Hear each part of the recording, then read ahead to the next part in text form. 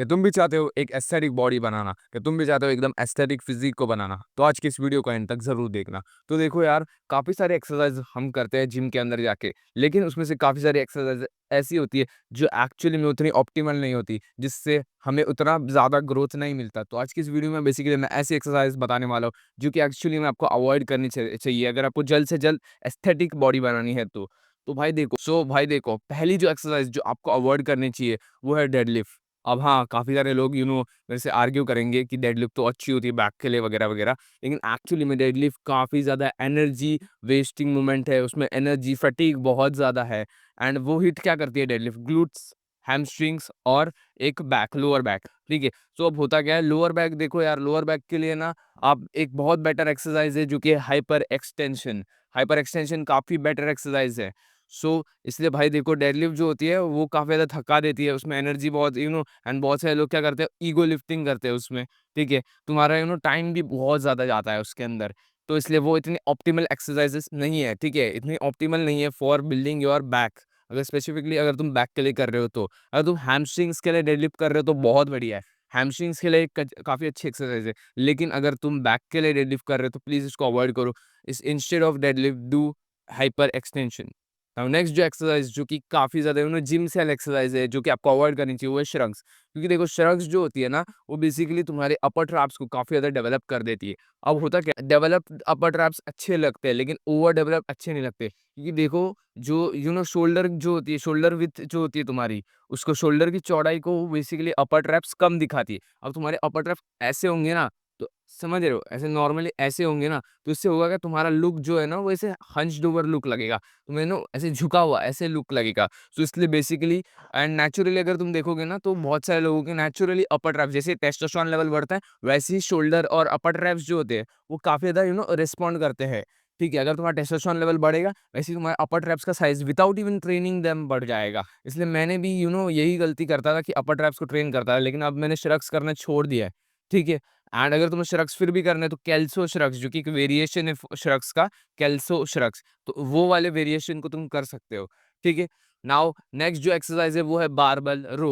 Barbell row basically काफ़ी ज़्यादा unstable movement है, समझ रहे हो? ये जो मूवमेंट है ना, ये बहुत ज़्यादा अनस्टेबल है, ठीक है? इससे काफ़ी बेटर मूवमेंट हमारे पास है, ठीक है? लोग इसमें करते क्या बारबेल रो में कि बहुत ज़्यादा वेट उठा लेते हैं एंड कैसे भी ऐसे-ऐसे हाथों का यूज़ करके कैसे भी पुल करते हैं। तो instead of this what you can do is, तुम एक टी बार रो कर सकते हो, या फिर तुम सीटेड जो बेंच पे सीटेड वाली जो रो होती है, ठीक है? बेंच वाली रो, वो तुम कर सकते हो। इवन लो बार वाली जो रो होती है वो कर सकते हो, या फिर जो नॉर्मल जो सीटेड रोइंग जो मशीन पे होती है लैट कूल डाउन की, वो भी इवन तुम कर सकते हो, ठीक है? लेकिन बारबेल रो को प्लीज़ अवॉइड करना, ये इसमें ये काफ़ी ज़्यादा अनस्टेबल मूवमेंट है।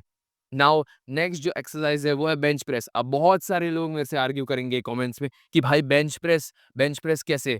तो देखो यार, होता क्या है, बेंच प्रेस जो होती है ना वो तुम्हारे मिडल एंड लोअर चेस्ट पे फोकस करती है। अब मिडल एंड लोअर चेस्ट उतना एस्थेटिक नहीं लगता, अपर chest is the most aesthetic part of your overall chest.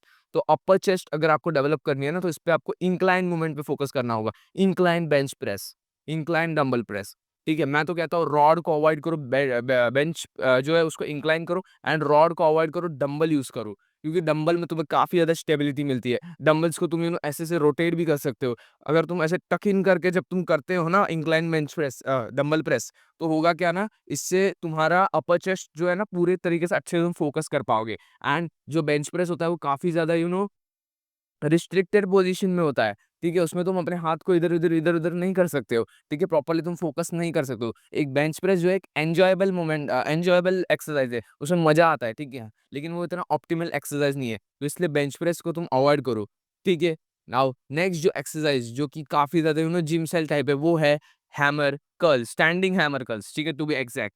तो हैमर कर्ल्स बेसिकली तुम खड़े होके ऐसे करते हो। अब बहुत सारे लोग गलती इसमें ये करते हैं कि बहुत ज़्यादा वेट उठा लेते एंड फिर ऐसे झुला लेते, ठीक है? पूरे झुला देते, थोड़ा गलत हो गया, झुला देते, लेकिन मतलब समझ रहे हो ना, बार-बार ऐसे स्विंगिंग करते। तुम करते क्या हो, बहुत ज़्यादा स्विंग करते हो। अब स्विंगिंग की वजह से होगा क्या कि तुम प्रॉपर्ली हिट नहीं कर पाओगे। देखो, अगर तुम ये वाला जो पार्ट होता है ब्रेकियोरेडियलिस, अगर तुम ये वाले पार्ट के लिए ऐसे हैमर कर्ल्स कर रहे हो तो फिर भी ठीक है। लेकिन अगर तुम ये ब्रेकियालिस यहाँ पे बाइसेप्स के बाजू में जो यहाँ पे जो है होता है ब्रेकियालिस, अगर तुम ब्रेकियालिस के लिए हैमर कर्ल कर रहे हो तो फिर ये टोटली गलत एक्सरसाइज है, ठीक है?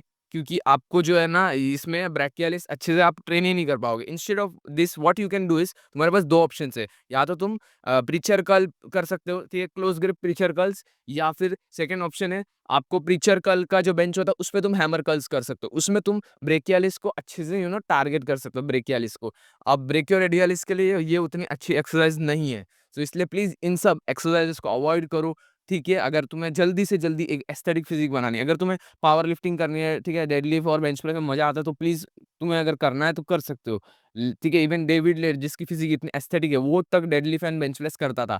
लेकिन अगर तुम्हें जल्द से जल्द एकदम एस्थेटिक बॉडी बनानी है, सो प्लीज़ इन सारी एक्सरसाइज़ेज़ को अवॉइड करो एंड जो मैंने अल्टरनेटिव बताए, जो मैंने एक्सरसाइज़ बताए, उनको करो इन एक्सरसाइज़ की जगह। तो आज की इस वीडियो के लिए इतना ही था। मिलते हैं नेक्स्ट टाइम। Bye bye.